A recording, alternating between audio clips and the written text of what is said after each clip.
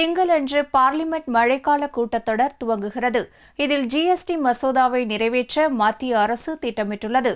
Parliament மழைக்கால கூட்டத்தொடர் திங்களன்று துவங்கி ஆகஸ்ட் 12ஆம் தேதி வரை நடக்கிறது. இதை முன்னிட்டு பார்லிமென்ட் விவகாரத்துறை அமைச்சர் அனந்த்குமார் அனைத்துக் கட்சி கூட்டத்தை டெல்லியில் கூட்டினார். பிரதமர் மோடி, அமைச்சர்கள் ராஜ்நாத் சிங், வெங்கையா நாயுடு மற்றும் காங்கிரஸ், இடதுசாரிகள், திரிணாமுல் காங்கிரஸ், அதிமுக, திமுக, ஐக்கிய ஜனதாதளம் உள்ளிட்ட அனைத்துக் கட்சிகளின் பிரதிநிதிகள் இக்கூட்டத்தில் கலந்து கொண்டனர். கூட்டத்திற்கு பின் செய்தியாளர்களை சந்தித்த பார்லிமென்ட் விவகாரத்துறை அமைச்சர் அனந்த்குமார், கூட்டம் சுமூகமான முறையில் நடந்து முடிந்ததாக கூறினார். ஜிஎஸ்டி மசோதாவை நிறைவேற்றுவதே அரசின் தலையாய பணியாக இருக்கும் என்று கூறிய அனந்த்குமார், மசோதாவை நிறைவேற்ற அரசுக்கு போதுமான பலம் இருந்தாலும் அனைத்துக் கட்சிகளின் ஆதரவுடன் நிறைவேற்றவே விரும்புவதாக தெரிவித்தார். கூட்டத்தில் பங்கேற்ற ராஜ்யசபா எதிர்க்கட்சித் தலைவர் குலாம் நபி ஆசாத், நாட்டின் நலன் கருதி முக்கிய மசோதாக்கள் நிறைவேற காங்கிரஸ் ஆதரவளிக்கும் என்று கூறினார். மசோதாவின் நிறை குறைகளை அடிப்படையாக கொண்டே அதற்கு ஆதரவளிப்பதா இல்லையா என்பதை காங்கிரஸ் முடிவு செய்யும் எனவும் குலாம் நபி ஆசாத் தெரிவித்தார்.